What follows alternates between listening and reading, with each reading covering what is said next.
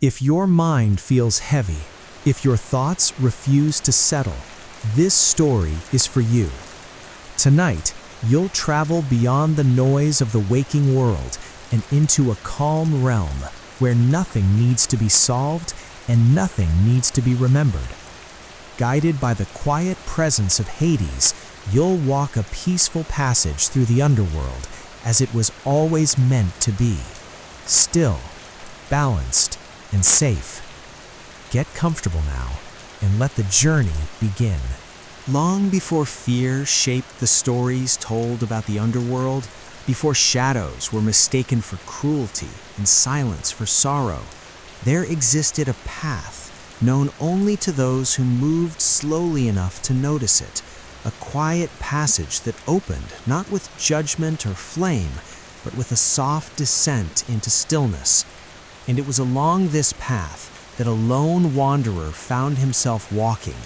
not because he had died, nor because he was lost, but because the world above had grown unbearably loud, heavy with unfinished thoughts and restless nights that refused to release their grip. The air here was cool and steady, neither cold nor warm, carrying a faint scent of stone and distant water. And beneath his feet, the ground felt smooth, worn down by countless journeys taken without haste, as though patience itself had shaped the way. There were no torches lining the path, no echoes of cries or chains, only a dim ashen glow that seemed to rise naturally from the earth, illuminating gentle slopes, quiet arches of stone, and fields of pale grasses that swayed without wind, their movement slow and hypnotic, like breathing. As the wanderer continued forward, the noise he carried within him, memories, worries, names, obligations, began to soften, not vanishing but loosening, drifting to the edges of his awareness. And in that growing quiet, he became aware of a presence, not behind him, not before him, but around him, vast yet reserved, like a mountain that chooses not to speak of its size. This was Hades, not as a looming figure or a throne-bound king, but as the calm order of the realm itself, the unseen balance that ensured every soul had a place to rest, every ending a dignity unmarred by haste. And though the god did not appear, the wanderer felt him in the evenness of the ground, in the unbroken stillness of the air, in the sense that nothing here would rush him, judge him, or demand more than he was ready to give. A river came into view then, not roaring but flowing with a glassy smoothness, its surface reflecting no sky, only a soft darkness flecked with dim points of light, like distant stars submerged beneath water. And as the wanderer stood at its edge, a boat drifted silently into place, unmanned, patient, waiting not as a command but an invitation. He stepped aboard, and the crossing began without sound, the shore receding slowly, as if the land itself wished to give him time to reconsider. And during that passage, memories surfaced gently, faces half forgotten, moments once heavy, now strangely light, and each one drifted away as easily as it arrived, absorbed into the calm flow of the river. When the boat reached the far side, there was no gate, no guard, only a wide expanse opening before him, a landscape of quiet valleys, distant lights, and paths branching without urgency. And somewhere deep within this realm, beyond sight but not beyond knowing, Hades watched over it all with the same steady patience, ensuring that nothing here was wasted, not sorrow, not rest, not the long silence that follows a life well lived or deeply endured. And as the wanderer stepped onto the shore, feeling lighter without knowing why, he sensed that this was not an ending nor a prison, but a beginning of stillness, a place where time loosened its grip, and the gentle passage continued onward into a calm he had not known he was searching for. The shore beneath the wanderer's feet felt firm, yet forgiving, as if shaped to receive those who arrived carrying invisible weight. And as he stepped away from the river, the boat drifted back into the quiet flow without farewell, leaving behind only a faint ripple that quickly smoothed itself into stillness. And ahead, the land unfolded in wide, gentle terraces, descending into a vast plain, bathed in a low silver-gray glow that seemed to come from nowhere and everywhere at once. The air here was thicker, not heavy, but embracing, and with every slow breath, the wanderer felt something within him settle, like dust sinking through water. And he noticed that the sounds he had grown used to in the world above, the constant murmur of thought, the subtle urgency of time, were absent, replaced by a deep, spacious silence that did not press upon him, but welcomed him to rest inside it. Pale grasses stretched across the plain, their tips glowing faintly as they swayed in a rhythm too slow to measure, and scattered among them were stone markers worn smooth by ages of touch, not graves, but gentle signposts, reminders that countless others had passed this way, each carrying their own stories, each finding room enough here to release them at their own pace. As the wanderer followed one of the many paths threading through the field, he began to sense the presence of others, not crowds, not figures demanding attention, but distant silhouettes moving unhurriedly across the landscape, some walking alone, others pausing beneath low stone arches or beside quiet pools where the surface reflected soft shadows instead of faces. And there was no sadness in them, no joy either, only a calm acceptance that felt deeper than either. Somewhere far beyond the plain, a low, steady resonance pulsed like a heartbeat beneath the world, and though the wanderer could not see its source, he understood it instinctively as the presence of Hades himself, not watching with scrutiny, not ruling with force, but maintaining the gentle equilibrium that allowed this realm to exist without chaos or despair. And with that understanding came a surprising comfort, a sense that nothing here was accidental, that every step was supported by an order older than fear. The path carried the wanderer toward a cluster of softly glowing structures carved directly from the stone of the earth, their forms simple and open, like places meant for pause rather than dwelling. Yet as he approached one, he felt an unspoken invitation to sit, to remain, to let the silence do its quiet work. And when he did, time seemed to stretch and thin, moments blending together until they no longer needed counting. And within that gentle suspension, memories rose again, not sharp or demanding, but softened, like images seen through water. Moments of effort, moments of regret, moments of fleeting peace, all drifting through him and then onward, dissolving into the calm air without leaving ache behind. The wanderer did not know how long he rested there, only that when he finally stood again, something had shifted, not dramatically, but decisively, as though a knot he had carried for years had loosened without his noticing. And as he looked out across the endless plain, he saw the paths continuing onward into valleys, hills, and distant lights, each offering its own quiet form of rest.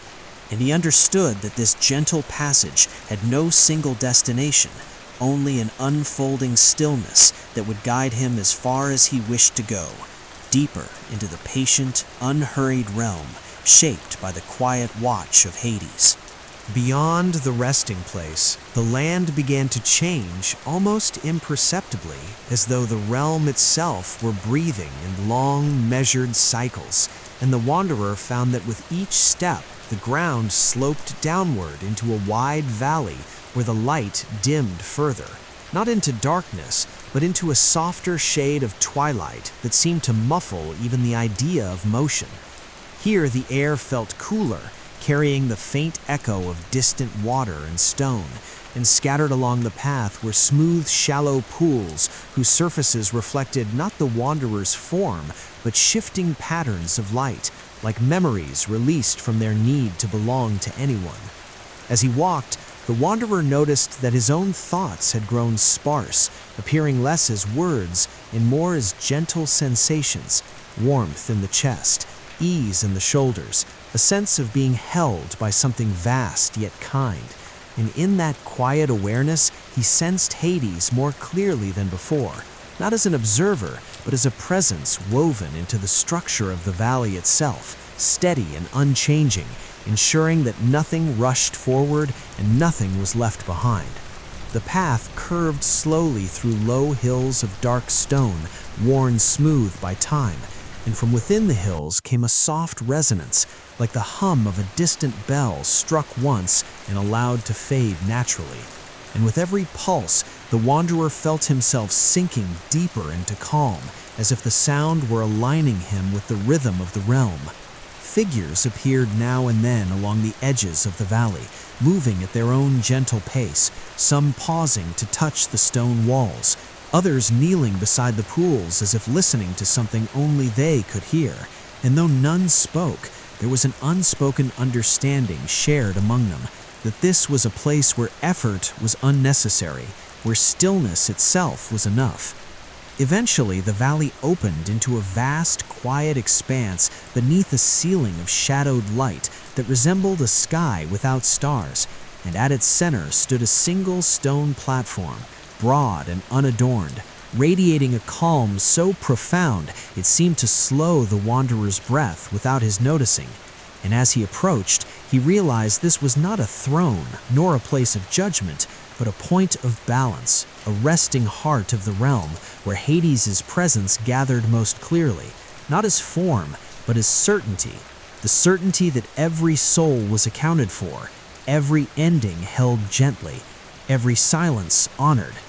The wanderer stepped onto the stone and felt no command to stay, no push to move on, only an invitation to exist without purpose for a while. And as he stood there, the last traces of urgency slipped away, leaving behind a spacious stillness that stretched outward in all directions. And in that stillness, he sensed paths extending beyond the platform, leading deeper into regions unnamed and unhurried, places of further rest and gradual forgetting.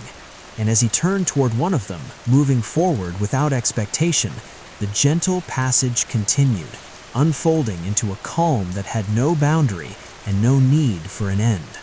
The path the wanderer chose led away from the stone platform in a long, gradual curve, descending so gently that the change in depth was felt only as a softening of the air. And as he walked, the resonance of the valley faded into a quieter hum, replaced by a deep, enveloping silence that seemed to cradle each step before it touched the ground. Here, the land was marked by wide, open spaces, broken by smooth columns of stone, rising from the earth like the remains of ancient thoughts, their surfaces warm to the touch despite the coolness of the realm. And between them drifted faint motes of light that moved without direction, slow enough that the wanderer could watch them pass without strain, and in doing so, felt his own awareness slow to match their pace. Time, which once measured his days so insistently, now felt stretched thin and translucent, allowing moments to pass through one another until they lost their edges, and in that softened flow, he became aware of a quiet release taking place within him, a gentle unburdening that did not demand reflection or understanding, only presence. From somewhere far beyond the columns came the faint sound of water moving through stone, not a river, but a deep underground current, and the wanderer sensed that this sound was older than the realm itself, a constant that Hades had shaped his domain around rather than altered, respecting its patience as one respects a long-held vow. As he continued, the columns gave way to a wide terrace overlooking a vast, dimly lit plain where countless paths intersected and diverged, none marked as more important than another. And scattered across this expanse were figures at rest, some seated, some standing, some lying gently upon the ground as though sleeping, each surrounded by a subtle field of calm that kept their stillness intact. And there was no separation between them. no walls or boundaries, only a shared quiet that allowed each to remain undisturbed.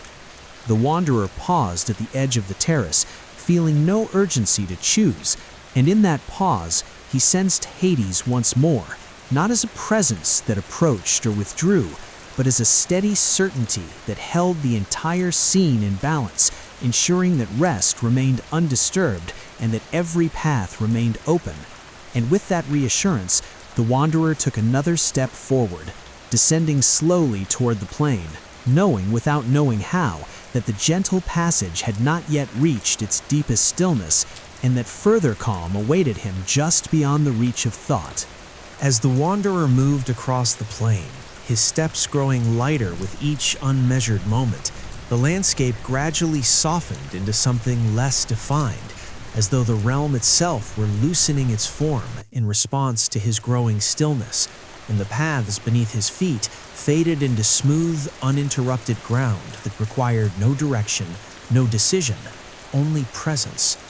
The air here was neither cool nor warm, but perfectly even, carrying no scent and no sound, and in that complete quiet, the wanderer felt his breath slow naturally, deepening without effort, until it seemed to move in harmony with the vast silence around him. There were no figures now, no columns or terraces, only a wide, open expanse bathed in a dim, comforting glow that had no source and cast no shadows, and within it, the wanderer sensed Hades more clearly than ever before, not as a god who stood apart from the world, but as the quiet intelligence that allowed endings to exist without fear, that ensured every journey, no matter how heavy or unfinished, was received with dignity and patience. There was no voice, no form, no gesture of command or release, only an understanding that settled gently within the wanderer, a knowing that he did not need to go further unless he wished to, and that staying was just as welcome as continuing. And in that freedom, he felt the last remnants of tension dissolve, leaving behind a spacious calm that did not demand sleep, yet welcomed it effortlessly. The ground beneath him felt supportive, as though shaped to hold him exactly as he was, and as he lowered himself into stillness, whether standing or resting, or simply existing, became unimportant, and time itself seemed to stretch into a single, unbroken moment where nothing was missing and nothing was required.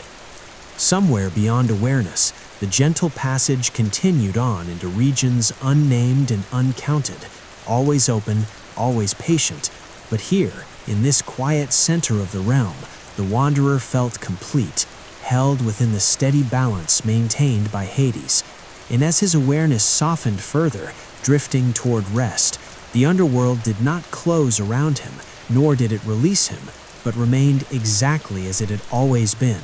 calm, enduring, and quietly waiting, ready to receive him again whenever the world above grew loud, and he felt the gentle certainty that he was safe to rest, now and always, within the silence.